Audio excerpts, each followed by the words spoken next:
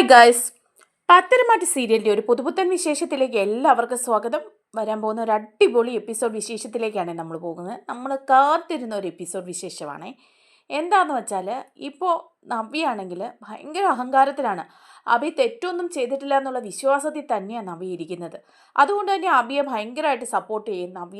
നയനയെ ദ്രോഹിക്കാവുന്ന അത്രയും നയനയും നന്ദുവിനെയും ഒക്കെ ദ്രോഹിക്കാൻ ശ്രമിക്കുകയും കുറ്റപ്പെടുത്തുകയും ഒക്കെ ചെയ്യുന്നുണ്ട്. അങ്ങനെ ആദർശിനെ ഉപദ്രവിക്കാൻ വേണ്ടിയിട്ടാണെങ്കിൽ അഭി ശ്രമിക്കുന്നുണ്ട്. ആദർശ് ദുബായിക്കൊക്കെ പോകുന്ന സമയത്ത് നയനയെ നല്ല രീതിയിൽ നവ്യയും ജലജയും എല്ലാം കൂടി ഉപദ്രവിക്കുന്നുണ്ട് കേട്ടോ. നവ്യയാണെങ്കിൽ ഭയങ്കരമായിട്ട് മാറി, പഴയ ഒരു രീതിയിൽ നിന്നൊക്കെ മാറി കുറേ മോഡേണായിട്ട് സ്വന്തം ഇഷ്ടപ്രകാരം ജോലി ചെയ്ത് ജീവിക്കാനൊക്കെ തുടങ്ങുകയാണ്. അങ്ങനെയൊക്കെ ഇരിക്കുമ്പോഴാണ് അവസാനം നമ്മുടെ അനഘ ഒരു വിവരം പറയുന്നത് നവ്യയോട്. കാരണം അനഘയ്ക്ക് വയ്യായ്ക്ക് കൂടുതലാകുകയും സംസാരശേഷിയൊക്കെ തിരികെ കിട്ടുകയാണ്. പക്ഷേ അസുഖം മൂർച്ഛിക്കുമ്പോൾ ഡോക്ടർ വഴി നവ്യയെ വിളിച്ചിട്ട് ഈ സത്യം അങ്ങ് വിളിച്ച് പറയുക. അപ്പോൾ പിന്നെ പറയണ്ടല്ലോ നവ്യ എന്താ ചെയ്യേണ്ടതെന്ന്. ആബിയെ ഉപേക്ഷിച്ചിട്ട് പോവുക തന്നെ ചെയ്യുകയാണ് നവ്യ. ആ ഒരു വിശേഷങ്ങളിലേക്കാണ് നമ്മൾ പോകുന്നത്. നമ്മുടെ വീഡിയോ ഇഷ്ടമായാൽ ലൈക്ക് ചെയ്യണേ, ഹൈപ്പ് ചെയ്യണേ, ചാനൽ കൂടി ഒന്ന് സബ്സ്ക്രൈബ് ചെയ്ത് സപ്പോർട്ട് ചെയ്യണേ. അങ്ങനെ നവ്യ ജലജയോട് പറയുന്നുണ്ട് കേട്ടോ, ഞാനിനി ഇവിടെ അടിമയായിട്ടൊന്നും ജീവിക്കാൻ പോകുന്നില്ല. അഭി ചെയ്യാത്ത തെറ്റിനാണ് ഈ ശിക്ഷയെല്ലാം അനുഭവിച്ചത്. ഇപ്പം തന്നെ ജ്വല്ലറിയിലെ എല്ലാ സ്ഥാനങ്ങളിൽ നിന്നും അവനെ പുറത്താക്കിയിരിക്കുക. എന്നിട്ട് അനിയെ അവിടെ പ്രതിഷ്ഠിച്ചിരിക്കുകയാണ്. ഇനിയും ഇതൊന്നും കണ്ടിട്ട് ഇവിടെയുള്ളവരെ കാത്തിരുന്ന് അനുസരിച്ച് ജീവിക്കാനൊന്നും എനിക്ക് പറ്റില്ല. ഇവിടെ ഒരു മൂർത്തിമുത്തശ്ശനുണ്ടല്ലോ, ഇവിടുത്തെ രാജാവ്. ആ രാജാവ് പറയുന്ന പോലൊന്നും ഇവിടെ അടങ്ങി ഒതുങ്ങിയൊന്നും ഞാൻ ജീവിക്കാൻ പോകുന്നില്ല. എൻ്റെ ജീവിതവും എൻ്റെ ഭാവിയൊക്കെ ഞാനാ തീരുമാനിക്കുന്നത്. ഇനി ഒരു അവസരത്തിൽ ഇവിടെ നിൽക്കാൻ പറ്റിയില്ലെങ്കിലോ, നമ്മൾ പുറത്തേക്ക് ഇറങ്ങേണ്ടി വന്നാലോ, അതുപോലെ തന്നെ അവയ്ക്ക് 1 രൂപ പോലും വരുമാനമില്ലാതാവുമ്പം ഞാൻ ഇവരുടെയൊക്കെ മുമ്പിൽ കൈ നീട്ടണം എന്നാണോ പറയുന്നത്? അതിനൊന്നും എന്നെ കിട്ടില്ല. അതുകൊണ്ട് ഞാൻ നേരത്തെ ചെയ്തുകൊണ്ടിരുന്ന മോഡലിങ്ങും കാര്യങ്ങളും ഒക്കെ ചെയ്ത് സ്വന്തം കാലിൽ തന്നെ നിൽക്കാൻ പോവുകയാണെന്ന് പറയാണ്. അപ്പം ജലജ പറയാം, നീ എന്ത് വേണമെങ്കിലും ചെയ്തോ, നീ പഴയ മോഡലിംഗ് ഒക്കെ തുടങ്ങിക്കോ, അതിനൊരു കുഴപ്പമില്ല.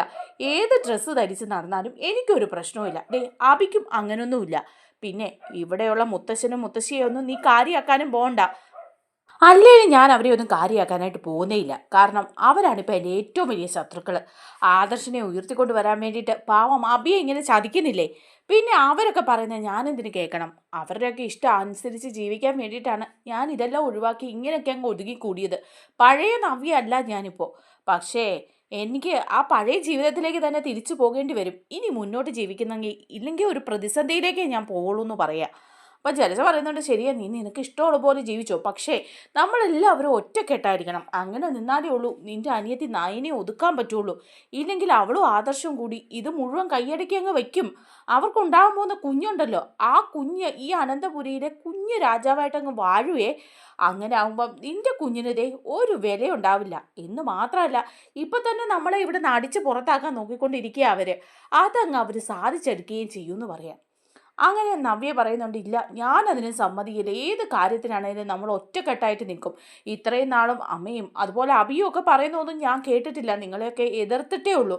പക്ഷേ ഇനി ഈ കാര്യങ്ങളൊക്കെ നടക്കാൻ വേണ്ടിയിട്ട് ഞാൻ അതൊക്കെ ചെയ്യുമെന്ന് പറയാം. അപ്പം ജലജ പറഞ്ഞു കൊടുക്കുകയാണ്, അതുകൊണ്ട് നീ ശ്രദ്ധിക്കണം. നിൻ്റെ അനിയത്തി നയനയുണ്ടല്ലോ, അവൾക്കുണ്ടാകാൻ പോകുന്ന ആ കുഞ്ഞുണ്ടല്ലോ, അതുണ്ടാകാതിരിക്കുകയാണെ അത്രയും നന്നായി. ആദർശനും നയനയ്ക്കും വിവാഹം കഴിഞ്ഞ് ഇത്രയും നാളായിട്ട് ഒരു കുഞ്ഞ് ജനിക്കാതിരുന്നപ്പം ഞാനൊന്ന് സന്തോഷിച്ചതാ. നമ്മുടെ കുഞ്ഞ് ഈ കുടുംബത്തിലെ രാജകുമാരനായിട്ട് വാഴുമെന്ന്. അപ്പോഴാണ്ടേ ആദർശന് നയനയ്ക്കും കുഞ്ഞുണ്ടാവുന്നു. അതിനി ഉണ്ടായിക്കഴിഞ്ഞാൽ പറയണ്ടല്ലോ. ഇനിയിപ്പോൾ ഓരോരോ ചടങ്ങുകളായിരിക്കും നവ്യെന്ന് പറയാം. അപ്പം നവ്യ പറയാ, ശരിയാ, ഇനിയിപ്പം അതൊക്കെ കാണാനല്ലോ എന്ന് ആലോചിക്കുമ്പോൾ എനിക്ക് ഭയങ്കര ടെൻഷനാണ്. എങ്ങനെ ഇതൊക്കെ കണ്ടു നിന്ന് സഹിക്കും? നേരത്തെ ആയിരുന്നെങ്കിൽ ഞാൻ ഇതിനൊക്കെ കൂട്ടു നിൽക്കുകയും സന്തോഷിക്കുകയും ചെയ്തേനെ. ഞാൻ ഏറ്റവും കൂടുതൽ സന്തോഷിക്കുന്ന നിമിഷമായേനെ ഇത്. പക്ഷെ ഇപ്പം അങ്ങനെയല്ല. ഞാൻ വിചാരിച്ച പോലൊന്നും അല്ല നയനെ ആദർശമൊന്നും. അവർക്ക് സ്വത്തും പണവും എല്ലാം വേണം. അതുകൊണ്ടല്ലേ അവരിങ്ങനെയൊക്കെ നിൽക്കുന്നത്. എന്നെയും എൻ്റെ കുഞ്ഞിനെയും ഇവിടുന്ന് ഒഴിവാക്കണം എന്നാണ് ഇപ്പം നയനയുടെ ആഗ്രഹം എന്ന് പറയുമ്പോൾ ജലജ പറഞ്ഞു കൊടുക്കുക, പിന്നെ അല്ലാതെ അവൾക്ക് മാത്രമേ ആഗ്രഹമുള്ളൂ. നിനക്ക് പകരം ഇവിടെ കയറി വന്നവളാണ് അവള്. പക്ഷേ ഇവിടെ എല്ലാവരെയും സോപ്പിട്ടങ്ങ് കയ്യിലെടുത്തു. എല്ലാവരുടെ അടുത്ത് നല്ല കുഞ്ഞായിട്ട് അങ്ങ് ജീവിക്കുക. അതുകൂടാതെ ഇപ്പോൾ ആദർശിന് പുറത്തൊരു കുഞ്ഞുണ്ടെന്ന് അറിഞ്ഞിട്ട് കൂടി ആ വാലിൽ തൂങ്ങി നടക്കുന്നുണ്ടല്ലോ ഇവള്. അവൾ ഇവിടുത്തെ സ്വത്തും പണവും മോഹിച്ചുകൊണ്ട് തന്നെയല്ലേ അത് ചെയ്യുന്നത്. അപ്പം നവ്യം പറയാം, ശരിയാ, അതൊക്കെ ഞാൻ മനസ്സിലാക്കാൻ വൈകിപ്പോയി. പാവ അഭി, അവനെ ഞാൻ ഒരുപാട് കുറ്റപ്പെടുത്തി എന്ന് പറയണം. അങ്ങനെ അതിനുശേഷം അഭിയും നവ്യയും കൂടെ സംസാരിക്കുമ്പോഴും നവ്യ ഇക്കാര്യങ്ങളൊക്കെ അഭിയോട് പറയുക. അബി, ദേ ഞാൻ ചില കാര്യങ്ങളൊക്കെ നിന്നോട് പറയാൻ പോവാണ്. അതിന് നിനക്ക് എതിർപ്പുണ്ടെങ്കിൽ പറയാം, പക്ഷേ എതിർക്കാതിരിക്കുന്നത് തന്നെയാണ് നമ്മുടെ മുന്നോട്ടുള്ള ജീവിതത്തിനൊക്കെ നല്ലതെന്ന് പറയാം. അപ്പോൾ ചോദിക്കുക, എന്താടി എന്ന് ചോദിക്കുക. അപ്പോൾ പറയുന്നുണ്ട്, ഇപ്പം നിനക്ക് ജ്വല്ലറിയിൽ ഒരു ചുമതലയില്ല എന്ന് പറഞ്ഞാൽ ₹1 ശമ്പളം പോലും തരില്ല എന്ന്. നേരത്തെ ആ ശമ്പളമായിട്ടെങ്കിലും എന്തെങ്കിലും നിനക്ക് കിട്ടുമായിരുന്നു സ്വന്തം ആവശ്യത്തിന്. ഇനിയിപ്പോൾ അതും ഇല്ലെന്നല്ലേ അതിൻ്റെ അർത്ഥം എന്ന് പറയാണ്. ആ ശരിയാ, ഏകദേശം അങ്ങനെയൊക്കെ തന്നെയാ എന്ന് പറയാണ്. പക്ഷേ ഞാനിതൊന്നും വിട്ടുകൊടുക്കില്ല. അധികാരങ്ങളെല്ലാം ഞാൻ കയറി പിടിക്കുകയും ചെയ്യും, ഒരുപാട് പണം അതിൽ നിന്ന് ഉണ്ടാക്കുകയും ചെയ്യും. ഞാൻ ചില കാര്യങ്ങളൊക്കെ എൻ്റെ മനസ്സിൽ പ്ലാൻ ചെയ്തിട്ടുണ്ട്, അത് നീ കണ്ടോണമെന്ന് പറയാം. അപ്പം നവ്യ പറയാം, ഞാൻ കണ്ടോളാം, കണ്ടിടത്തോളം കണ്ടല്ലോ. നിന്നെ ഒഴിവാക്കാനാണ് ഇവിടെ എല്ലാവരും ശ്രമിക്കുന്നത്. അവസരം കിട്ടുമ്പോൾ നിന്നെ പിടിച്ച് അകത്തിടാനുമാണ് ശ്രമിച്ചത്. അങ്ങനെയുള്ളപ്പം അധികകാലം നമ്മളിങ്ങനെ ഇത് മാത്രം ഓർത്ത് നടക്കരുത്. ഞാൻ ഇവിടെ എല്ലാവരുടെയും കാര്യം ഓർത്തിട്ട് ഒരു നല്ല കുടുംബിനിയായിട്ട് ഇവിടെ ഒതുങ്ങിക്കൂടാമെന്ന് വിചാരിച്ചാൽ എൻ്റെ പഴയ ജോലികളെല്ലാം ഞാൻ നിർത്തിയത്. ഇല്ലെങ്കിൽ നവ്യ ഇങ്ങനെ കുടുംബത്തിൽ ഒതുങ്ങിക്കൂടി കുഞ്ഞിനെ നോക്കി ജീവിക്കേണ്ടവളല്ല. അപ്പോൾ പറയാണ്, പിന്നെ നീ എന്ത് ചെയ്യാൻ പോകുന്നു? ഞാൻ പണ്ട് മോഡലിങ്ങും കാര്യങ്ങളും ഒക്കെ ചെയ്തിരുന്നു. ഞാൻ കുറച്ച് മോഡേൺ ആയിരുന്നു. ദേ ഇങ്ങനെ സാരിയൊന്നും വലിച്ചു വാരി കൊടുത്ത് നടക്കുന്ന സ്വഭാവമല്ലായിരുന്നു എനിക്ക്. അത് ആ മോഡലിങ്ങിൽ നിന്ന് ഞാൻ അത്യാവശ്യം പണം ഉണ്ടാക്കുകയും ചെയ്തിരുന്നു. എൻ്റെ സ്വാതന്ത്ര്യത്തിന് എനിക്ക് ജീവിക്കുകയും ചെയ്യായിരുന്നു. ഇതിപ്പോൾ അടച്ചു പൂട്ടിയിട്ട് കിളിയെ പോലെ ഇതിൻ്റെ അകത്ത് കിടന്ന് ഇവരുടെ എല്ലാം കുത്തുവാക്കും കളിയാക്കലും കേട്ട് വെറുതെ. അപ്പോൾ അഭി പറയാ, ഇനിയും നിനക്ക് ചെയ്യാലോ. നീ മോഡലിങ് ചെയ്യുന്നതിനൊന്നും എനിക്ക് ഒരു പ്രശ്നമില്ല നവ്യേ. നീ നിനക്ക് ഇഷ്ടമുള്ള ഡ്രസ്സ് വാങ്ങിയിട്ട് അതിനും ഇവിടെ പ്രശ്നമൊന്നുമില്ല. നീ ഈ സാരി തന്നെ വാരി വലിച്ചു കൊടുക്കണമെന്നൊന്നും എനിക്കൊരു നിർബന്ധമില്ല. നിനക്ക് ഇഷ്ടമുള്ള ഡ്രസ്സൊക്കെ വാങ്ങിയിടുക, നിനക്ക് ഇഷ്ടമുള്ള മോഡലിങ്ങിനൊക്കെ പോവുകയൊക്കെ ചെയ്യേ. ആ അത് ചെയ്യണമെന്ന് വെച്ച് തന്നെ ഇരിക്കുന്നത്. അതുകൊണ്ട് നമുക്കൊരു വരുമാനം ഉണ്ടാവും. എനിക്ക് ഏതെങ്കിലും സിനിമയിലോ അഡ്വർടൈസിങ്ങിലോ ഒക്കെ എന്തെങ്കിലും ഒരു ചാൻസ് കിട്ടുകയാണെങ്കിൽ അത് നല്ല കാര്യമല്ലേ എന്ന് ചോദിക്കുകയാണ്. അപ്പോൾ അഭി പറയാം, പിന്നെ പരസ്യങ്ങളിലൊക്കെ മോഡലായിട്ട് പോയാൽ ലക്ഷങ്ങളല്ലേ കിട്ടുന്നത്. നീ നിൻ്റെ കാര്യം നോക്ക് നവ്യേ. ഇവിടെ ആരെങ്കിലും എതിർത്താലും നീ അതൊന്നും കാര്യമാക്കാൻ പോകണ്ട. അമ്മയും ഞാനും പറയുന്ന മാത്രം നീ ഇനി കേട്ടാൽ മതി. മുത്തശ്ശനും മുത്തശ്ശിയും പറയുന്നത് പോലും കേൾക്കണ്ട. ശരിക്കും പറഞ്ഞാൽ അവരാ എന്നെ കുടുക്കിയത്. എനിക്കെതിരെ മുത്തശ്ശൻ ആ കേസ് കൊടുത്തത് എന്നൊക്കെ പറഞ്ഞ് അബി അങ്ങ് രോഷം കൊള്ളുവാണ്. അപ്പം നയന പറയുന്നുണ്ട്, ആദർശ് ദുബായിലേക്ക് പോവാന്നൊക്കെ അവിടെ പറയുന്ന കേട്ടു എന്ന് പറയുമ്പോൾ അബി പറയാം, ശരിയാ, ദുബായിലെ നമ്മുടെ ബ്രാഞ്ചിൽ ചില പ്രശ്നങ്ങളൊക്കെ ഉണ്ട്. സെയിലൊക്കെ കുറഞ്ഞിട്ടുണ്ട്. സ്വർണത്തിന് അടിക്കടി വില കൂടുന്നത് കൊണ്ടായിരിക്കും ചിലപ്പോൾ. അവിടുത്തെ മാനേജർ അത്യാവശ്യമായിട്ട് അങ്ങോട്ട് ചെല്ലണം ആദർശ് എന്ന് പറഞ്ഞിട്ടുണ്ട്. MD ചെന്ന് കാര്യങ്ങളൊക്കെ അന്വേഷിക്കേണ്ടതുണ്ടല്ലോ. ഇപ്പോൾ ഒരുപാട് നാളായിട്ട് ആദർശ് അങ്ങനെ ഒരു ഫോറിൻ ട്രിപ്പൊന്നും പോകുന്നില്ല. എപ്പോഴും ഭാര്യയും ഒന്നിച്ച് ഈ വീടിനുള്ളിൽ കഴിഞ്ഞു കൂടുകയാണ് ചെയ്യുന്നത്. ഇനിയിപ്പോൾ അതൊന്നും പോരില്ലല്ലോ. ദുബായിലെ ബ്രാഞ്ചിൽ നേരിട്ട് ചെന്ന് നോക്കാനായിട്ട് ആദർശിനോട് പറഞ്ഞിട്ടുണ്ട്. അതിനാണ് അവൻ പോകുന്നതെന്ന് പറയാന്. അപ്പം നവ്യ പറയുന്നുണ്ട്, അവൻ്റെയൊക്കെ ഒരു യോഗം നോക്കണേന്ന് പറയാം. അബി പറഞ്ഞു കൊടുക്കുക, അതെ ഒരു കാര്യം ഞാൻ പറയാം, അവൻ ദുബായിലേക്ക് പോകുന്ന സമയത്ത് ചില പണികളൊക്കെ നമുക്ക് ഇവിടെ ചെയ്ത് തീർക്കാനുണ്ട് കേട്ടോ എന്ന് പറയുമ്പോൾ നവ്യ ചോദിക്കുക, എന്ത് പണി? അല്ല, ദുബായിലേക്ക് ആദർശ് പോയി കഴിഞ്ഞാൽ ഇവിടുത്തെ കാര്യങ്ങളൊക്കെ ഇച്ചിരി പരിങ്ങലാകും. അനന്തപുരിയിലെ ഒരു ബലവാ കുറയുന്നത്, അതുപോലെ ഇവിടുത്തെ ജ്വല്ലറികളുടെ ഒരു സ്ഥാനവും കുറയും.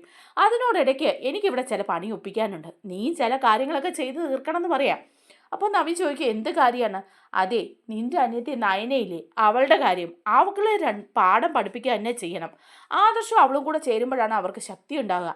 ഇനിയിപ്പോൾ ആദർശം ഇവിടുന്ന് മാറി നിൽക്കുന്ന സമയത്ത് നയനയെ നന്നായിട്ട് പാഠം പഠിപ്പിക്കണം.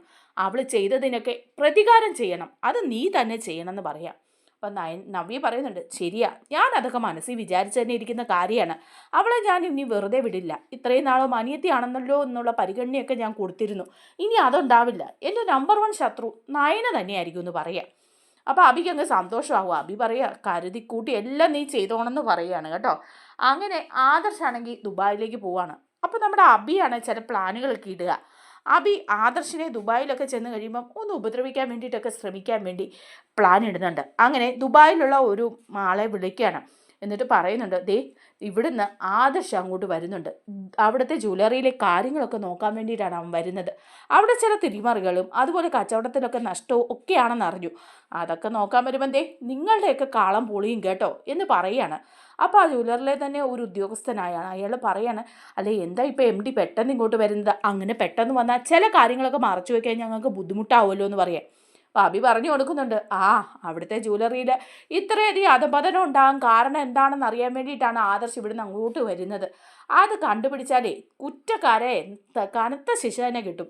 തൻ്റെയൊക്കെ പണി പോകാനും സാധ്യതയുണ്ടെന്ന് പറയുമ്പോൾ അവർ പറയുക, സാറ് എങ്ങനെയെങ്കിലും ഇങ്ങോട്ട് വരാതിരിക്കാൻ എന്തെങ്കിലും ചെയ്യാൻ പറ്റുമോ എന്ന് ചോദിക്കുക. അപ്പോൾ അഭി പറഞ്ഞു കൊടുക്കുന്നുണ്ട്, ഏയ് അതൊക്കെ പറ്റില്ല, ആദർശ് തീരുമാനിച്ച കാര്യമാണ്. അതുമല്ല നിങ്ങളുടെ അവിടുത്തെ മാനേജർ പ്രത്യേകം ക്ഷണിച്ചിട്ട് തന്നെയാണ് അങ്ങോട്ട് വരുന്നത്. പിന്നെ ഒരു കാര്യം ഞാൻ പറയാം, ആദർശിനെ അവിടെ കൊണ്ടുവന്നിരുത്തി പ്രതിഷ്ഠിച്ച് പൂജിക്കാനൊന്നും നിൽക്കണ്ട കേട്ടോ. പിന്നെ അവിടെ അവൻ വരുന്ന സമയത്ത് ചില പണികളൊക്കെ ഒപ്പിച്ചാൽ നിങ്ങൾക്കൊന്നും വലിയ പ്രശ്നമില്ലാതെ മുന്നോട്ട് പോകാൻ പറ്റുമെന്ന് പറയാം. അപ്പോൾ അയാൾ ചോദിക്കുന്നുണ്ട്, എന്താ സാർ ഉദ്ദേശിക്കുന്നത്? അല്ല, ആദർശ് അവിടെ വരുമ്പം അവന് ചെറിയൊരു പണി കൊടുക്കണം. അത് ഞാൻ മനസ്സിൽ കണ്ടിരിക്കുന്ന കാര്യമാണ്, താൻ അതിന് എന്നെ ഹെൽപ്പ് ചെയ്യണമെന്ന് പറയാം. അപ്പം അയാൾ പറയുന്നുണ്ട്, പണിയൊക്കെ കൊടുക്കാം, എന്തെങ്കിലും പ്രശ്നമാവുമോ എന്ന് ചോദിക്കുക. ഏയ് പ്രശ്നമാകത്തില്ല, അവിടെ വെച്ചിട്ട് ചെറിയ തട്ടൊക്കെ കൊടുക്കുക, ഒന്നൊരു വരവൊക്കെ ഡിലേ ആക്കി വെക്കുക, കുറച്ച് താമസിച്ച് വന്നാൽ മതിയെന്നേ, ഒരു കേസും കൂട്ടമൊക്കെ അവൻ്റെ തലയിലിരിക്കട്ടെ, അതിനുള്ളതൊക്കെ നിങ്ങൾ ഒപ്പിച്ചങ്ങ് വെച്ചേക്കണം എന്ന് പറയാണ്. അങ്ങനെ അവരെല്ലാവരും കൂടെ ആദർശിനെ കൊടുക്കാൻ പ്ലാൻ ചെയ്യാണ്. അങ്ങനെ ജുവലറിയിൽ ചില തട്ടിപ്പുകളൊക്കെ നടത്തിയതിന് ശേഷം അവിടെ ഒരാളെ ചീറ്റ് ചെയ്തു എന്നുള്ളൊരു കേസ് വരികയാണ് കേട്ടോ. ഒരു ക്ലയൻറ്റിനെ ചീറ്റ് ചെയ്തു എന്ന്, അത് ഇവർ തന്നെ മനഃപൂർവ്വം ഉണ്ടാക്കുന്നതാണ് അഭി പറയുന്നതനുസരിച്ച്.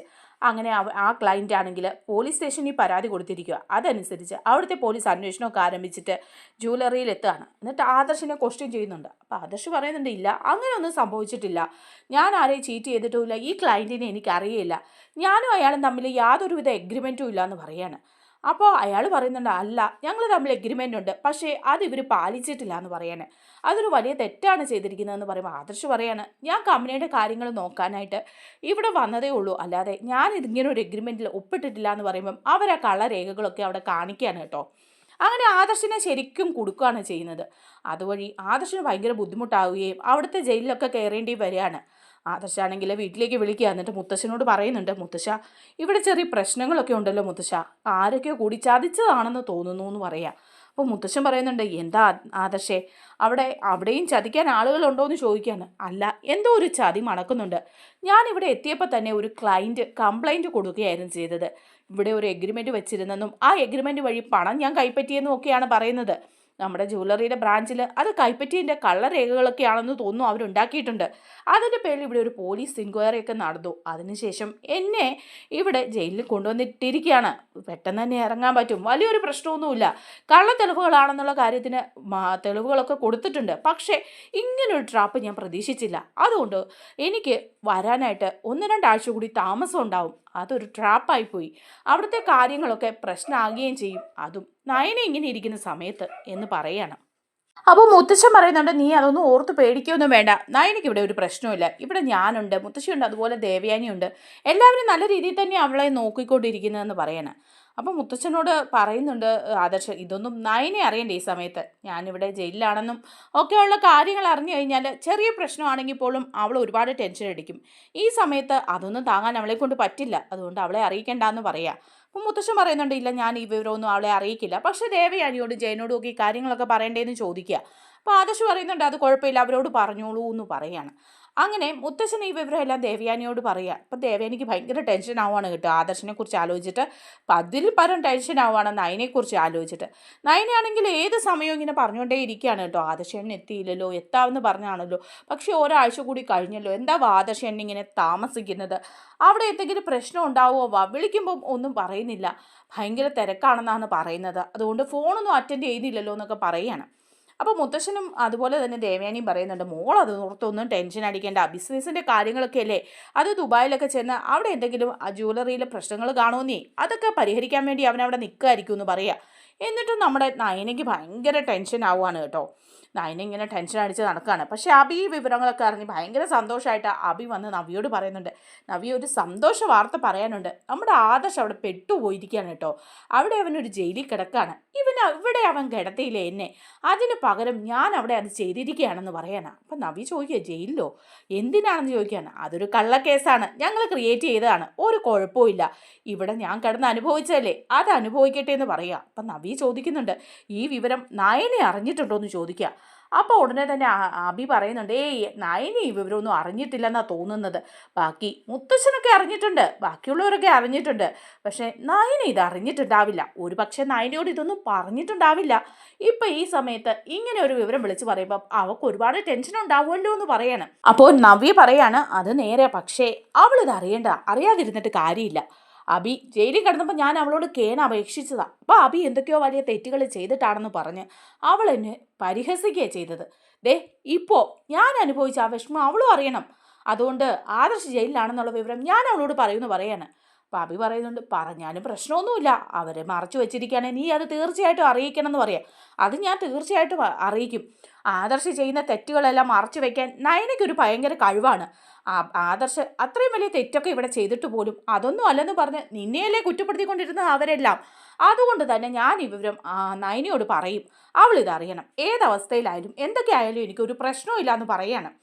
അങ്ങനെ നമ്മുടെ നവ്യ അഹങ്കാരത്തോടു കൂടി നയനയുടെ അടുത്തേക്ക് ചെല്ലുകയാണ് കേട്ടോ. അപ്പം നയന ചോദിക്കുന്നുണ്ട്, എന്താ ചേച്ചിന്ന് ചോദിക്കുക. അല്ല, ഞാൻ ചില വിവരങ്ങളൊക്കെ അറിഞ്ഞു, അതൊന്ന് പറയാൻ വന്നതാ നിന്നോട്. അപ്പം എന്ത് കാര്യമെന്ന് ചോദിക്കുക. അല്ല, ആദർശ് ദുബായിൽ ജ്വല്ലറി പോയിട്ട് ഇതുവരെ തിരിച്ചെത്തിയില്ല അല്ലേ എന്ന് ചോദിക്കുക. അപ്പോൾ ഉടനെ തന്നെ നയന പറയുന്നുണ്ട്, ഇല്ല, ആദർശേട്ടൻ അവിടെ ചെറിയ പ്രശ്നങ്ങളൊക്കെ ഉണ്ടെന്നാണ് പറഞ്ഞത്. ജ്വല്ലറിയിൽ എന്തോ ചെറിയ കാര്യങ്ങളൊക്കെ ഉണ്ട്, അതുകൊണ്ട് കുറച്ച് തിരക്കാണ് ആദർശേട്ടൻ, അതുകൊണ്ട് 2-3 ദിവസം കൂടി കഴിഞ്ഞേ എത്തുള്ളൂ എന്ന് പറയാം. അപ്പോൾ നവ്യ പറയാം, 2-3 ദിവസം കഴിഞ്ഞ് എത്തുമെന്ന് നിനക്കെന്താ ഇത്ര ഉറപ്പെന്ന് ചോദിക്കുകയാണ്. അപ്പോൾ പറയുന്നുണ്ട്, അല്ല, ആ കാര്യത്തിൽ എനിക്ക് ഉറപ്പുണ്ട്, 2-3 ദിവസം കഴിഞ്ഞ് പിന്നെ വരാതെ എന്താവാനാ, ഇവിടുത്തെ ജ്വല്ലറിയിലെ കാര്യങ്ങളൊക്കെ ചെയ്യണ്ടേ, പിന്നെ അവിടെ ചെന്ന് ഉത്തരവാദിത്തമുള്ള ജോലിയൊക്കെ ചെയ്യുമ്പോൾ കുറച്ച് ലേറ്റ് ആവും, അത് നമുക്ക് മനസ്സിലാക്കാവുന്നതല്ലേ ഉള്ളൂ എന്ന് ചോദിക്കുക. ഓഹോ, അതെ, ഉത്തരവാദിത്തമുള്ള ജോലികളൊക്കെ ചെയ്യുമ്പം ചില കാര്യങ്ങളിലൊക്കെ പിടിക്കപ്പെടുകയും ചെയ്യും, ഒരുപാട് കള്ളത്തരങ്ങൾ ചെയ്ത് കൂട്ടുമ്പോഴേ അതിൻ്റെയൊക്കെ ഫലം കിട്ടുകയും ചെയ്യും എന്ന് നവ്യ പറയാം. അപ്പോൾ നയനെ ചോദിക്കുക, അതെന്താ ചേച്ചി എന്തോ അർത്ഥം വെച്ച് പറയുന്ന പോലെ, എന്താ ചേച്ചി ഉദ്ദേശിച്ചതെന്ന് ചോദിക്കുക. അല്ല, ഞാൻ ഉദ്ദേശിച്ചത് എന്താണെന്ന് നിനക്ക് മനസ്സിലാകാൻ പോകുന്നതേ ഉള്ളൂ. അബി ഇവിടെ കള്ളത്തരം ചെയ്തെന്ന് പറഞ്ഞാൽ നിങ്ങളെല്ലാവരും കൂടി പരാതി കൊടുത്ത് അവനെ ജയിലിലിട്ട് തല്ലി ചതച്ചില്ലേ, അവനെ അവിടെ ജയിലിൽ കിടത്തിയില്ലേ, ഒരു ജയിൽ പുള്ളി എന്നുള്ള പേര് വാങ്ങി കൊടുത്തില്ലേ. എൻ്റെ കുഞ്ഞ് വളർന്നു വരുമ്പം അവനറിയാൻ പോകുന്ന അവൻ്റെ അച്ഛനൊരു ജയിൽ പുള്ളി ആയിരുന്നു എന്നുള്ള കാര്യമല്ലേ. അതിനൊക്കെ കാരണക്കാര് നീയും ആദർശമല്ലേ. അതിൻ്റെയൊക്കെ ഫലം കിട്ടുമെന്ന് തന്നെയാണ് ഞാൻ പറഞ്ഞത്. അല്ല, അതിനിപ്പോൾ എന്താ ഉണ്ടായത്, അബി തെറ്റ് ചെയ്തത് കൊണ്ട് തന്നെയല്ലേ ജയിലിൽ കിടന്നത്. ആദർശേട്ടൻ ഏതായാലും അങ്ങനെ ഒരു തെറ്റൊന്നും ചെയ്തിട്ടില്ലല്ലോ, പിന്നെ എങ്ങനെ ആദർശേട്ടൻ അങ്ങനെ ഒരു അനുഭവം ഉണ്ടാവുക. വേറെ വല്ല പണിയും നോക്കി ചേച്ചി, വെറുതെ എൻ്റെ അടുത്ത് വഴക്കിനായിട്ട് വരാതെ. ഞാൻ നിൻ്റെ അടുത്ത് വഴക്കിനായിട്ട് വന്നതൊന്നും അല്ല, ചില കാര്യങ്ങൾ പറയാൻ വന്നതാ. ആദർശ് അവിടെ ജയിലിലാണെന്ന് ഞാൻ അറിഞ്ഞു, അബി പറഞ്ഞു എന്ന് പറയാം. അപ്പം നയന നെട്ടിപ്പോവാ. നയന ചോദിക്കുക, എന്താ ചേച്ചി പറഞ്ഞത്, ആദർശേട്ടൻ അവിടെ ജയിലിലാണെന്നോ. അതെന്തിനാ ആദർശേട്ടൻ അവിടെ ജയിലിൽ കിടക്കുന്നത്. അവിടെ എന്തോ ചീറ്റിംഗ് കേസാണ്, അതുകൊണ്ടാണ്. വലിയ പ്രശ്നമില്ല, 1-2 ആഴ്ച കിടന്നു കഴിയുമ്പോൾ പോരാൻ പറ്റുമായിരിക്കും, അതുകൊണ്ടാണ് മോളെ ആദർശ് വരാൻ ഡിലേ, അല്ലാതെ വേറൊന്നും അല്ല. നീ ഇതൊക്കെ മനസ്സിലാക്കിയിരിക്കേ. അപ്പോഴേക്കും നമ്മുടെ നയനയ്ക്ക് അങ്ങ് വല്ലാണ്ട് BP ഒക്കെ കൂടും. ആദർശേട്ടൻ ജയിലിൽ കിടക്കുന്നോ, അതിന് എന്ത് തെറ്റാ ആദർശേട്ടൻ ചെയ്തത്. ഇത് ആരെങ്കിലും ആദർശേട്ടനെ ചതിച്ചാണോ. എന്നിട്ട് ആരും എന്നോട് ഇതൊന്നും പറഞ്ഞില്ലല്ലോ. ഈ സമയത്ത് നിന്നോട് ഇതൊക്കെ പറയാൻ പറ്റുമോ. അതുകൊണ്ടായിരിക്കും എല്ലാവരും മറച്ചു വെച്ചത്. പക്ഷേ എനിക്കിത് പറഞ്ഞില്ലെങ്കിൽ അങ്ങ് മനസ്സമാധാനം കിട്ടില്ല, അതുകൊണ്ടാണ് ഞാൻ വന്ന് പറഞ്ഞത്. കാരണം എന്താണെന്നറിയോ, നീ അതുപോലെ എന്നെ വിഷമിപ്പിച്ചു. ഞാനിങ്ങനെ നിങ്ങളുടെയൊക്കെ മുമ്പിൽ വന്ന് കരഞ്ഞ് കാല് പിടിച്ചപ്പോഴും നിങ്ങളാരും അതൊന്നും കണ്ടില്ല എന്ന് നടിച്ചു. അതുകൊണ്ട് എനിക്കിപ്പോൾ ഇത് പറയണമെന്ന് തോന്നിയെന്ന് പറയാം. എന്നിട്ട് നവ്യ അങ്ങ് പോകുമ്പം നയന പൊട്ടിക്കരയാണ് അവിടെ ഇരുന്ന്. അപ്പോൾ ദേവയാനി വന്നിട്ട് ചോദിക്കുന്നുണ്ട്, എന്താ മോളെ, എന്തിനാ നീ ഇപ്പോൾ കരയുന്നത്, എന്താ ഇപ്പോൾ പ്രശ്നം ഉണ്ടായെന്ന് ചോദിക്കുമ്പോൾ ഇതെല്ലാം നയനി അങ്ങ് പറയുക, നവ്യ ഇത് വന്ന് പറഞ്ഞു എന്നുള്ള കാര്യം. അതറിയുമ്പോൾ ദേവയാനിക്ക് നല്ല ദേഷ്യം വരിക. ദേവയാനി പറയുന്നുണ്ട്, മോളെ ഒരു പ്രശ്നമില്ല, ആദർശന് ഫോൺ ചെയ്യാൻ പറ്റും, അവിടെ ഒന്ന് ട്രാപ്പിലായി പോയെന്നേ ഉള്ളൂ, ജയിലിലൊന്നും അല്ല അവൻ തിരിച്ച ഉടനെ വരാൻ കുറച്ച് താമസിക്കുന്നു എന്ന് മാത്രമേ ഉള്ളൂ എന്നൊക്കെ പറഞ്ഞ് നയനി അങ്ങ് സമാധാനിപ്പിക്കുന്നുണ്ട്. എന്നിട്ട് ദേവയാനി നേരെ നവ്യയുടെ അടുത്തേക്ക് പോവാം. എന്നിട്ട് നവ്യയോട് പറയാ, നവ്യെ ദേ ഒരു കാര്യം ഞാൻ നിന്നോട് പറഞ്ഞേക്കാം, നീ ഈ ചെയ്തത് വളരെ മോശമായി പോയി. നയനെ ഞങ്ങൾ ഈ വിവരം അറിയിക്കാതിരിക്കുമായിരുന്നു, നിനക്കറിയാലോ അവളുടെ അവസ്ഥ, ഒന്നും സംഭവിച്ചു പോകരുതെന്നുള്ള വിശ്വാസത്തിൽ ഇങ്ങനൊരു കാര്യം അവളോട് പറയാതിരിക്കായിരുന്നു. നിൻ്റെ അനിയത്തിയല്ലേ അവള്. അപ്പം നവ്യ പറയാം, പിന്നെ എൻ്റെ അനിയത്തിയായിട്ട് അബി ജയിലിൽ കിടന്നപ്പോൾ ഞാൻ അവളുടെ മുമ്പിൽ ചെന്നപ്പം അവൾ എന്നെ പരിഹസിച്ച് വിടുവല്ലായിരുന്നോ ചെയ്തത്. ഇനിയിപ്പോൾ അങ്ങനെ ചേച്ചി അനിയത്തി ബന്ധമൊന്നുമില്ല, എൻ്റെ ഒരു ശത്രുവായിട്ടാണ് ഞാൻ അവളെ കണ്ടിരിക്കുന്നതെന്ന് പറയാം. അങ്ങനെ ഇരിക്കുക. ഭയങ്കര അഹങ്കാരത്തോടു കൂടി നടക്കുന്ന സമയത്താണ് നമ്മുടെ അനഘയ്ക്ക് അസുഖം കൂടുതലാകുന്നത്. പക്ഷെ അനഘ സംസാരിക്കാനൊക്കെ തുടങ്ങുക. അപ്പോൾ ഡോക്ടർ പറയുന്നുണ്ട്, അനഘ സംസാരിക്കാൻ തുടങ്ങിയെന്ന് മുത്തശ്ശനെ വിളിച്ച് പറയുകയൊക്കെ ചെയ്യുക. അപ്പോൾ അനഘ ഡോക്ടറിനോട് പറയാണ്, എനിക്കൊരു കാര്യമുണ്ട്, എൻ്റെ കുഞ്ഞിനെ ഒന്ന് കാണണം, അതുപോലെ തന്നെ നവ്യയും ഒന്ന് കാണണം എന്ന് പറയാണ്, അബിയുടെ ഭാര്യ നവ്യയെ. അപ്പോൾ ഡോക്ടർ ചോദിക്കുക, അതെന്തിനാ. അല്ല, എനിക്കൊന്ന് കാണണം, എനിക്ക് അവരോടൊന്ന് സംസാരിക്കണം, ഇനി എനിക്ക് സംസാരിക്കാൻ പറ്റിയില്ലെങ്കിലോ എന്ന് പറയുക. അങ്ങനെ ഡോക്ടർ പറയാണ് നവ്യയെ വിളിച്ചിട്ട്, നിങ്ങളെ കാണണമെന്ന് പറഞ്ഞിട്ടുണ്ട് അനഘ, ആ കുട്ടിയുടെ അവസ്ഥ വളരെ മോശമാണ്, അതുകൊണ്ടൊന്ന് വന്ന് കാണണം എന്ന് പറയാം. അപ്പം നമ്മുടെ നവ്യ ആരും അറിയാതെ തന്നെ പോവാണ് കേട്ടോ. ആദർശിനെ കുറിച്ച് എന്തെങ്കിലും പറയാനായിരിക്കും, ചന്തുമോളുടെ കാര്യം എന്തെങ്കിലും പറയാനായിരിക്കും എന്നൊക്കെ വിചാരിച്ച് അവിടെ ചെല്ലുമ്പോഴാണ് നമ്മുടെ അനഘ സത്യങ്ങളെല്ലാം വിളിച്ച് പറയാണ് നവ്യയോട്. അബിയെക്കുറിച്ചിട്ടുള്ള കാര്യങ്ങൾ തെളിവ് സഹിതം പറഞ്ഞു കൊടുക്കുമ്പോൾ നവ്യക്ക് പിന്നൊന്നും മിണ്ടാനില്ല. ആദ്യമൊക്കെ കുറേ നവ്യ തർക്കിച്ചൊക്കെ നിൽക്കുന്നുണ്ട്. പിന്നെ സത്യം അറിയാണ് ചന്തുമോളുടെ അച്ഛൻ അഭിയാണെന്നുള്ള കാര്യം പൂർണ്ണമായിട്ട് അനഘ പറഞ്ഞു കഴിയുമ്പോൾ നവ്യ അങ്ങോട്ട് തുള്ളിച്ചാടി പോരുവാണ്. എല്ലാ കാര്യങ്ങളും നവ്യക്ക് മനസ്സിലാവുകയാണ്. എല്ലാവരും എന്താണ് തന്നിൽ നിന്ന് മറച്ചു വെച്ചതെന്നൊക്കെ മനസ്സിലാക്കി നവ്യ അവിടുന്ന് പോന്ന് നേരെ എത്തുന്ന അൻവിയുടെ മുമ്പിലേക്കാണ്. അപ്പോൾ അവിടെ എല്ലാവരും ഉണ്ട് കേട്ടോ. ആദർശമൊക്കെ തിരിച്ചു വന്നതിന് ശേഷമാണേ. അപ്പം അഭിയോട് ചോദിക്കുന്നുണ്ട്, എടാ അഭി, നീ എന്താ പറഞ്ഞത്? നീ എന്നെ പറ്റിക്കായിരുന്നു അല്ലേ? ഇത്രയും നാളെ നീ എന്നെ നന്നായിട്ട് ചീറ്റ് ചെയ്യായിരുന്നു. എന്നിട്ട് പാവം ആദർശമായിട്ടിനെയും നയനെയും കുറ്റക്കാരാക്കുമായിരുന്നല്ലേ? അല്ല നവ്യേ, എന്താ ഇപ്പം കാര്യം? എന്താ കാര്യം എന്ന് നിനക്കറിയില്ലേ? ഈ നിൽക്കുന്ന ചന്തുമോള് അത് നിന്റെ കുഞ്ഞല്ലേ? അനഘയെ നീയല്ലേ ചതിച്ച് ഈ അവസ്ഥയിലാക്കിയത്? രണ്ടാമതും അവളെ കഴുത്ത് ഞെരിച്ച് കൊല്ലാൻ ശ്രമിച്ചത് നീയല്ലേ? ഇത്രയ്ക്ക് ദുഷ്ടനായിരുന്നല്ലോ നീ. എന്നിട്ട് നീ എന്തൊരു അഭിനയമാണ് ഇവിടെ കാഴ്ചവെച്ചത്. ഇതൊക്കെ സത്യമാണെന്ന് വിശ്വസിക്കാൻ പോലും എനിക്ക് പറ്റുന്നില്ല. പല പ്രാവശ്യവും നിന്റെ സ്വഭാവം എനിക്ക് മനസ്സിലായിട്ടുള്ളതാ. പക്ഷേ പിന്നെ ഞാൻ നിന്നെ വിശ്വസിച്ചെന്നുള്ളത് എൻ്റെ തെറ്റാ. ഇനിയിപ്പോൾ അതിന് ഈ നവ്യെ കിട്ടില്ല. ഇനി നിന്റെ കൂടെ ഒരു ജീവിതത്തിന് ഞാൻ തയ്യാറല്ല. ഞാൻ ഈ അനന്തപുരിയിൽ നിന്റെ ഭാര്യയായിട്ട് ജീവിക്കാൻ ആഗ്രഹിക്കുന്നില്ലെന്ന്. ഞാൻ എൻ്റെ കുഞ്ഞുമായിട്ട് എൻ്റെ വീട്ടിലേക്ക് പോവാണ്. എനിക്ക് നിന്റെ കൂടെ ഒരു ജീവിതം ഇനി വേണ്ടാന്ന് നവ്യ തീർത്ത് പറയാണ്. അങ്ങനെ നവ്യ കുഞ്ഞിനെ എടുത്തിട്ട് ആ നന്ദാവനത്തിലേക്ക് പോവാണ് കേട്ടോ. ഇനിയിപ്പോൾ നവ്യ അഭിയുമായിട്ട് ഡിവോഴ്സ് ആവുകയൊക്കെ ചെയ്യുന്നുണ്ട്. അത് വെറുതെയല്ല, സ്വത്തുക്കളൊക്കെ വീതം വച്ച് വാങ്ങിക്കുക തന്നെ ചെയ്യുന്നുണ്ട് കേട്ടോ. ആ ഒരു വിശേഷങ്ങൾ നമുക്ക് വേറൊരു വീഡിയോയിൽ കാണാം. നമ്മുടെ വീഡിയോ ഇഷ്ടമായാലൊന്ന് ലൈക്ക് ചെയ്യണേ, ഹൈപ്പ് ചെയ്യണേ, ചാനൽ കൂടി ഒന്ന് സബ്സ്ക്രൈബ് ചെയ്ത് സപ്പോർട്ട് ചെയ്യണേ. താങ്ക്